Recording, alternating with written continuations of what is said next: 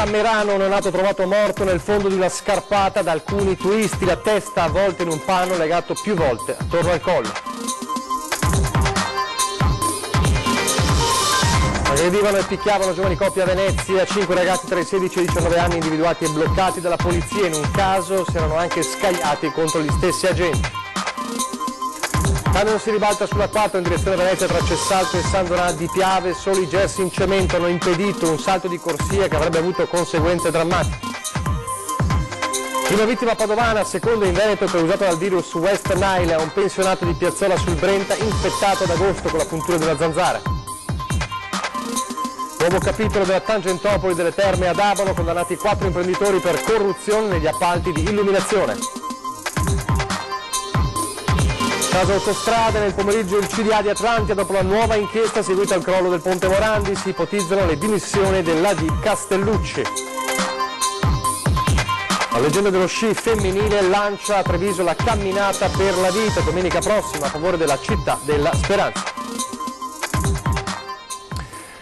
Telespettatori di Antena 3, buongiorno e bentrovati, la prima edizione dei nostri telegiornali. Dunque una orribile scoperta di questa mattina, e siamo in Alto Adige, nella zona di Merano, dove alcuni turisti avrebbero trovato il corpo senza vita di un neonato nella scarpata di una stradina a Lana di Sopra. La testa del piccolo era avvolta in un panno legato più volte attorno al collo, scrive il quotidiano Dolomitten. Un corpicino ancora con il cordone ombelicale si trovava sotto un cespuglio.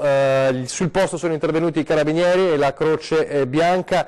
La morte risalirebbe ad alcune ore prima del ritrovamento. Ovviamente la Procura di Bolzano ha aperto un'inchiesta, ha ordinato l'autopsia, c'è massimo riservo da parte degli inquirenti. Dicevamo, sono stati alcuni turisti a trovare il corpicino. Quella è una zona molto frequentata dai turisti, e i turisti hanno intravisto tra i cespugli quelli che sembravano dei piedini, e poi hanno trovato purtroppo il neonato. Maggiori aggiornamenti ovviamente nelle prossime edizioni per questa terribile storia che viene dall'Alto Adige. E poi adesso invece, sempre con la cronaca, a Venezia dove, lo sappiamo, hanno imperversato a lungo diverse baby gang. Una di queste era quella che aveva colpito anche ad aprile e si scagliava con calci e pugni contro le coppie che giravano in centro storico. Ebbene, c'è stata una svolta con una baby gang sgominata con 5 persone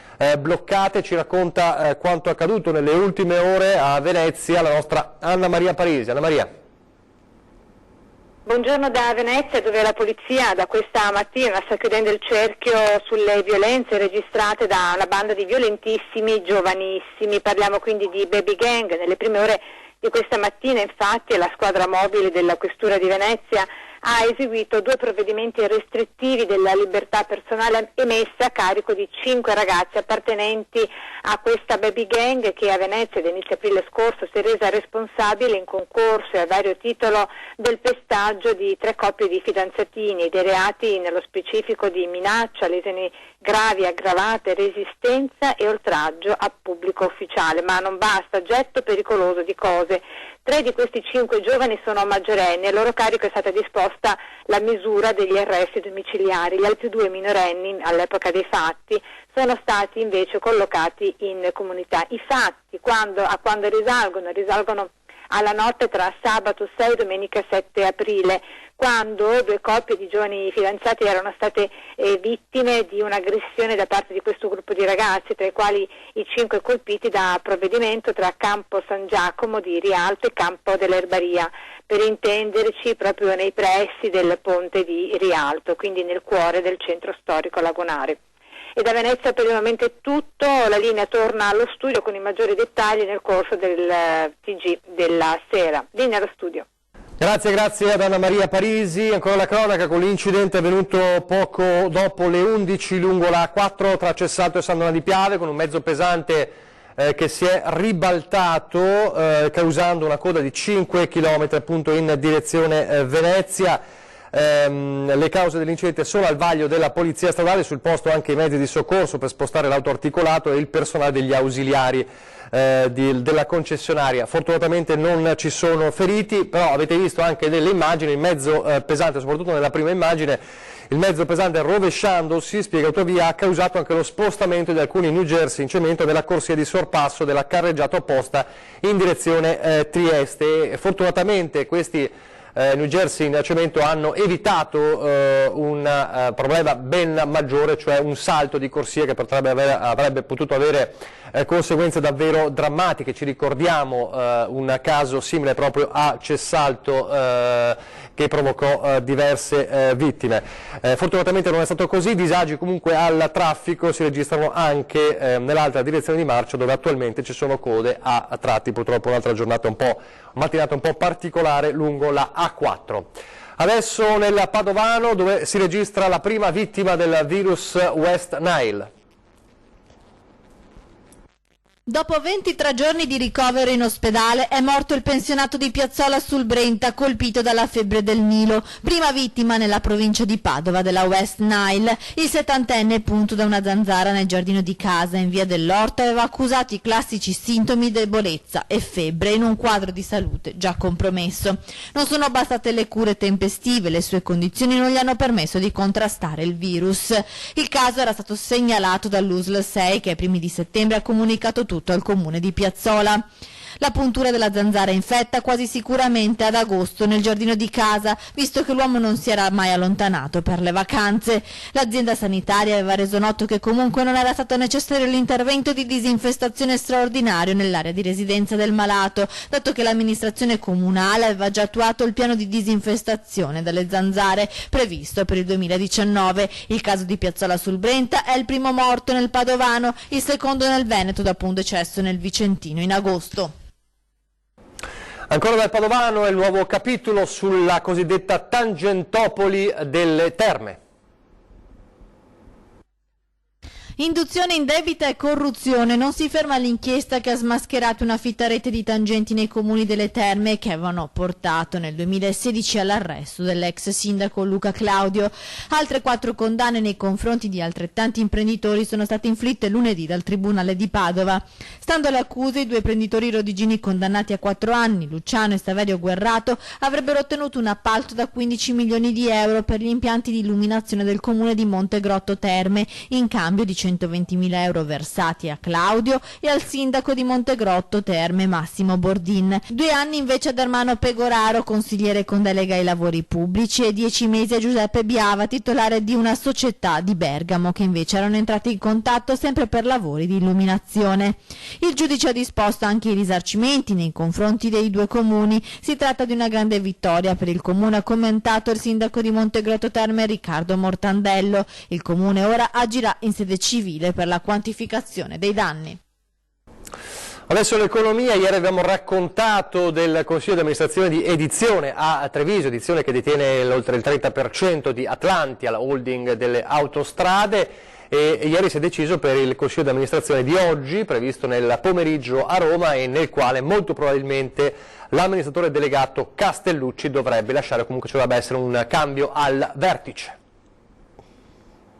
Atlantia, il giorno della verità. Oggi pomeriggio è convocato il consiglio di amministrazione della società, travolta nuovamente dalla bufera dopo l'inchiesta bis sul crollo del ponte Morandi per i report addomesticati che avrebbero coperto le reali condizioni di alcuni viadotti gestiti da Autostrade. In una nota diffusa ieri il presidente ha convocato per le 14.30 il CDA per comunicazioni dell'amministratore, ed in molti presumono che tra queste comunicazioni vi siano proprio le dimissioni della Di Giovanni Castellucci. Ieri pomeriggio a Treviso si è riunito il CDA di Edizione, la holding della famiglia Benetton, che controlla il 30,25% di Atlantia. Poco è trapelato dalla riunione sotto la guida di Gianni Mion, se non che c'è identità di vedute sulle azioni da intraprendere in questo momento. Del resto, che qualcosa fosse decisamente cambiato lo si era intuito già sabato, quando una nota di Edizione sottolineava lo sgomento ed il turbamento per quanto stava emergendo dalla doverosa inchiesta giudiziaria dopo la tragedia del crollo del ponte, con i suoi 43 morti che pesano sulle coscienze. Oggi pomeriggio si saprà quali saranno le decisioni del Consiglio d'amministrazione. E tra i truffati dell'ex Popolari Venete, ieri incontro alla Consap per le associazioni dei consumatori. Da alcuni arriva la richiesta di far slittare i termini per presentare le domande. L'associazione Ezzelino Terzo da Onara invita a procedere. Da una parte le associazioni dei risparmiatori truffati dalle banche, dall'altra i tecnici della Consap. Al centro del dibattito la difficoltà evidenziata da alcuni di utilizzo della piattaforma telematica e i timori legati a possibili stop da parte del nuovo governo. Nessuna particolare criticità è stata evidenziata dall'associazione Ezzelino Terzo da Onara, che teme, come peraltro altre associazioni, che lo spostamento dei termini possa far slittare la data di arrivo dei primi rimborsi. Il lavoro deve andare avanti, spiegano Patrizio Miatello, presidente dell'associazione Ezzelino Terzo da Onara, e l'avvocato Rodolfo Bettiol, associazione che peraltro ha già registrato un centinaio di domande di rimborso.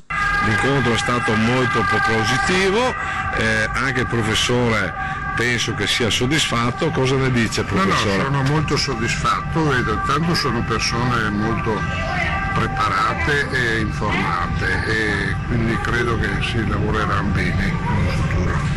Quindi noi siamo fiduciosi che tutto si risolva e sta andando tutto bene, andiamo avanti.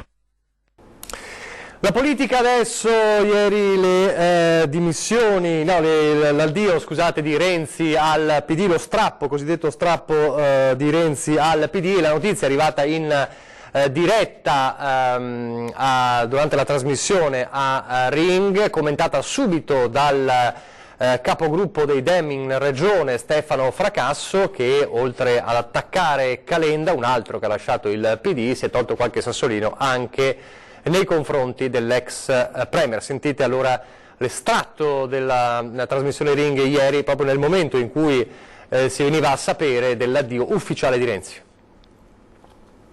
Renzi lascia il PD. Cioè non riescono nemmeno a governare il partito e vogliono governare il paese questi qua. Cioè, questa è vera. No, perché loro ci sono riusciti invece. Noi sì.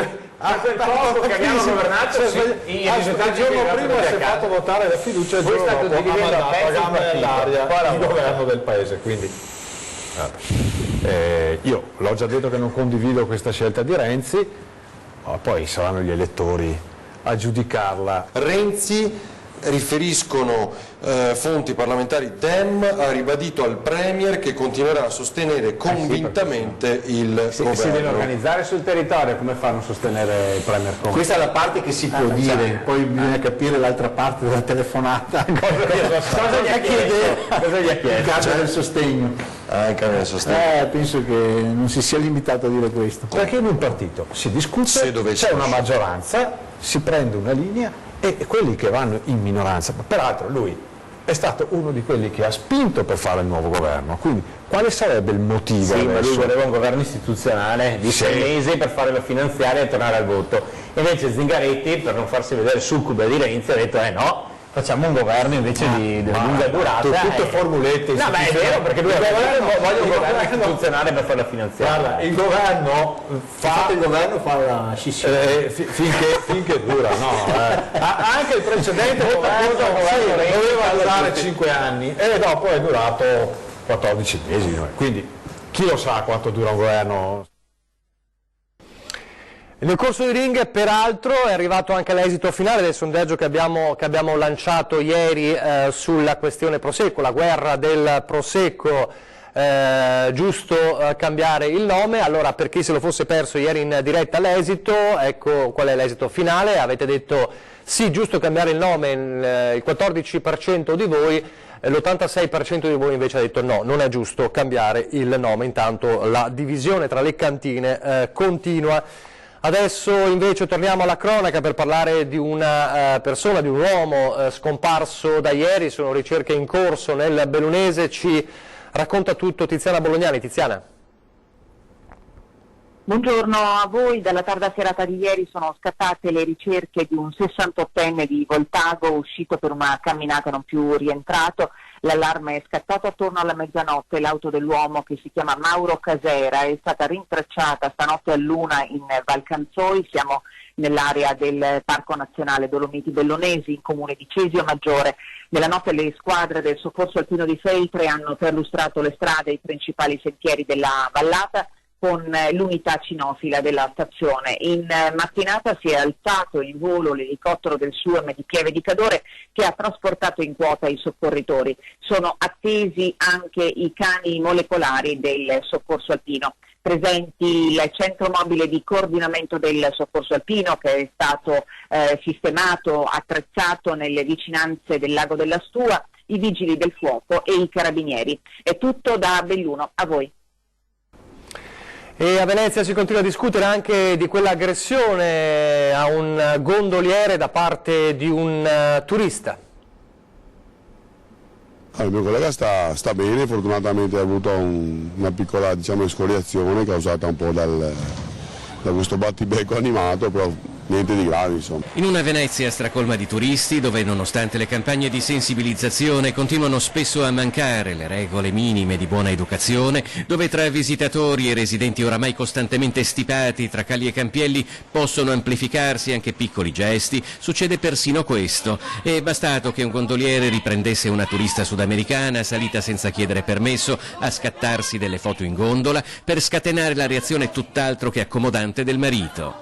L'ha aggredito prima verbalmente e dopo addirittura ha cercato di picchiarlo, ecco. Fortunatamente il mio collega, avendo comunque un uniforme, avendo comunque insomma un attimino di responsabilità, ha avuto sangue freddo di stare così, insomma, con le mani dietro. Chi non rimane fermo è il turista. Dal video ripreso da un passante, diffuso dalla pagina Facebook Venice My Way e diventato immediatamente virale, lo si vede avvicinarsi al gondoliere con fare intimidatorio, una piccola testata, poi un'altra, quindi un pugno. La discussione prosegue ondeggiando pericolosamente tra uno scambio, seppur animato, di opinioni e il minaccioso passaggio alle vie di fatto. I protagonisti della disputa scompaiono dalla vista dell'obiettivo, ma dietro quel muro le cose non sono affatto migliorate, anche se poi nessuno si è fatto male. Non è stato colpa del gondoliere perché purtroppo la categoria spesso viene un po', come si dice, c'è un accanimento a volte, però fortunatamente tutti hanno agito insomma, nel modo giusto, quindi siamo contenti così. Giampaolo D'Este, pluricampione di regate a Venezia, responsabile del traghetto Carbon, praticamente di fronte al comune a pochi passi dal ponte di Rialto, in questi anni ne ha viste di tutti i colori. Mi è successo che qualche volta qualche turista ha preso proprio la gondola di notte e insomma dopo la polizia ci ha chiamato che ha visto insomma la gondola ormeggiata magari o che andava con la corrente, chissà dove era deriva. La sanità adesso, perché a gennaio 2020 aprirà a Monastier, siamo nella Marca Trevigiana, un nuovo pronto soccorso dell'ULSS 2. Il motivo è quello di sgravare il pronto soccorso dell'ospedale Cafoncello di Treviso. L'ULSS 2 della Marca apre un nuovo pronto soccorso all'ospedale Giovanni XXIII di Monastier. La carenza di medici specialisti in emergenza, il massiccio afflusso di codici bianchi hanno fatto esplodere negli ultimi mesi le criticità del pronto soccorso del Cafoncello, con lunghissime attese e disagi per i pazienti. La soluzione individuata è quella di creare un nuovo pronto soccorso a Monastier. Avremo la fortuna, sempre grazie alla Regione, di attivare dal 1 gennaio 2020 un pronto soccorso H24 Giovanni XXIII per gestire i codici bianchi e verdi dell'area tra Monastier, Roncada eccetera. Questo aiuterà anche il nostro pronto soccorso ad avere meno affluenza e quindi anche i nostri collaboratori potranno respirare un po'. A dirigere il pronto soccorso di Treviso dal 1 ottobre sarà temporaneamente il primario del pronto soccorso di Conegliano e Vittorio Veneto, Enrico Bernardi. La rivoluzione annunciata dal direttore generale nel corso della presentazione del nuovo direttore sanitario dell'azienda, Livio Dalla Barba, già direttore del presidio ospedaliero Dolo Mirano. 2 le priorità assegnateli: pronto soccorso e liste d'attesa. Fondamentale, ha detto il dottor Dalla Barba, l'interazione tra tutti i medici che prescrivono esami e visite. I medici di famiglia, i medici ospedalieri, i medici specialisti ambulatoriali interni. Si deve creare un'alleanza fra tutte queste figure professionali e l'utente, in modo tale che il percorso assistenziale sia gestito fin dal primo momento per poter dare l'obiettivo di salute all'utente, al cittadino. Sempre sul fronte liste d'attesa è prevista, ha sottolineato Benazzi, un'implementazione delle prestazioni potenziando l'attività con gli accreditati e la libera professione ed incrementando le ore aggiuntive degli specialisti interni all'ULSS. Pochi istanti di pubblicità e poi torniamo subito.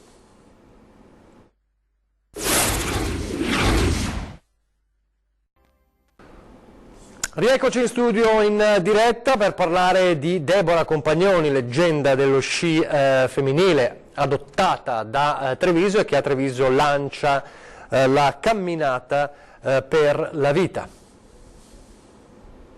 Treviso, quarta città più sportiva d'Italia, successi raggiunti dagli atleti, valore delle società sportive, attrattività degli eventi e delle strutture sono i parametri che hanno portato la marca a scalare ben 14 posizioni nella classifica nazionale stilata dal Sole 24 Ore. Un successo che non sorprende Deborah Compagnoni, la sciatrice valtellinese trevigiana d'adozione, prima atleta, salita per 3 volte sul gradino più alto del podio alle Olimpiadi del 92, 94 e 98. Mi ha stupito tanto perché ho percepito da subito, quando sono venuta qua 20 anni fa, ho capito questo spirito proprio sportivo che anima la gente di Treviso. Questa voglia di praticare lo sport c'è ed è aumentata tanto negli anni. Forse mancano le strutture, ma questo è un problema un po' italiano, di sicuro meno qua a Treviso di altri luoghi. Treviso tra le città più sportive, ma anche tra le città dove più sport e solidarietà vanno a braccetto, con gare e manifestazioni che coinvolgono migliaia di persone, come la camminata per la vita che domenica prossima, 22 settembre, partirà dallo stadio di Monigo, terza edizione che dopo le prime 2 nel centro della città coinvolgerà i quartieri.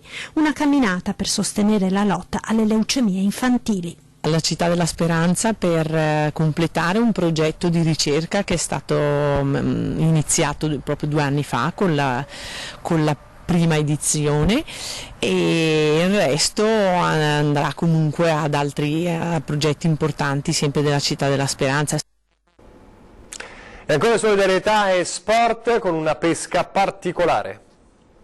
E mi guardi con gli occhi dell'amore. Riva del Sile tra Palazzo Rinaldi e le Mura, pescatori e allievi per un giorno alle prese con canne, ami e trote. Si rinnova in pieno centro città l'esperienza offerta a una ventina di persone diversamente abili dall'Associazione Pescatori del Sile, in una location nuova e più comoda offerta dal Comune. La pesca è andata anche bene, quindi c'è molta soddisfazione. Abbiamo scelto questo sito perché è il più sicuro e il più rappresentativo della città di Treviso. Ma è stata bene, dai. Siamo soddisfatti. Ne ho presa una, ma perché sono arrivato un po' in ritardo. Diciamo che ho avuto un po' di fortuna all'ultimo. Ma è stato divertente? Sì. È una bella esperienza che rifarebbe? Sì.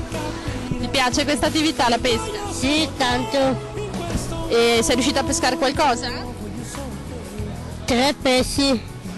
Ti sei divertito? Sì, e poi tanto. E hai anche, vedo, del pesce. Sì, e 3. Però, e qual è il segreto? Star qua ad aspettare? Sì. Avere un po' di pazienza? Sì. È bello pescare qua in città, proprio in centro, no? Sì. È un'attività che le piacerebbe ripetere? Sì. Ottimo. E anche qui? Sì, ho preso già 2 pesci e sono appassionato di pesca, vado sui laghetti artificiali. Senta, e qual è il segreto? Muore bene il pesciolino. È una bella attività? Sì, meravigliosa. E col sole ancora meglio. E vedo una bella borsa piena. Sì, Com'è a fare da istruttore? Bene, mi piace.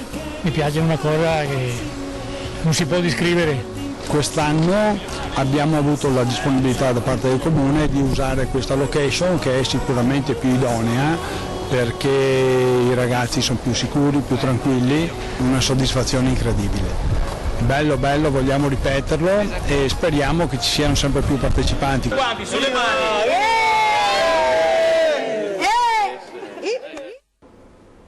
Siamo in chiusura, lo dico l'antenna, come sempre i riferimenti per segnalarci di servizi e problemi, redazione @antenna3.it per scrivere una mail.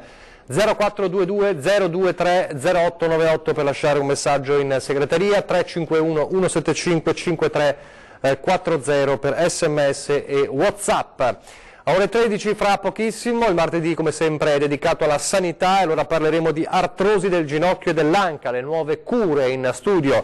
Dottor Claudio Melchior, primario di ortopedia e traumatologia dell'ospedale di Conegliano. 20:10 invece questa sera dedicata alla politica e ospite di Ferdinando Marino sarà Gianangelo Boff, neocommissario della Lega di Treviso. E adesso le previsioni del tempo. Grazie per averci seguito, arrivederci.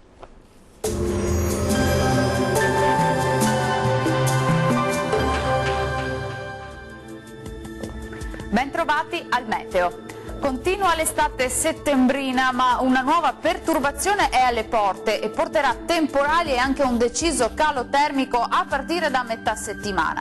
Vediamo intanto la situazione di martedì 17 settembre. Sul Veneto il tempo sarà stabile e soleggiato, il cielo si presenterà sereno o al massimo velato sui rilievi e proprio sulle zone montuose entro la serata arriveranno le prime piogge, preludio di un peggioramento più marcato a partire da mercoledì. Temperature calde ma gradevoli, minime tra 14 e 20 gradi, massime comprese invece tra 26 e 30 gradi circa. Situazione simile sul Friuli Venezia Giulia con ampio soleggiamento, ma anche qui dal pomeriggio sera avremo temporali via via più frequenti.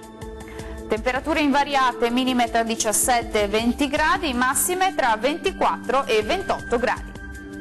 Si mantiene buono sul Trentino Alto Adige, sole prevalente, cielo poco nuvoloso, salvo per occasionali piovaschi sui confini alpini.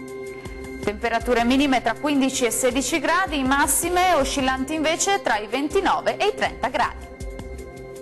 Bene, dal meteo di Antena 3 per ora è tutto. Arrivederci al prossimo aggiornamento.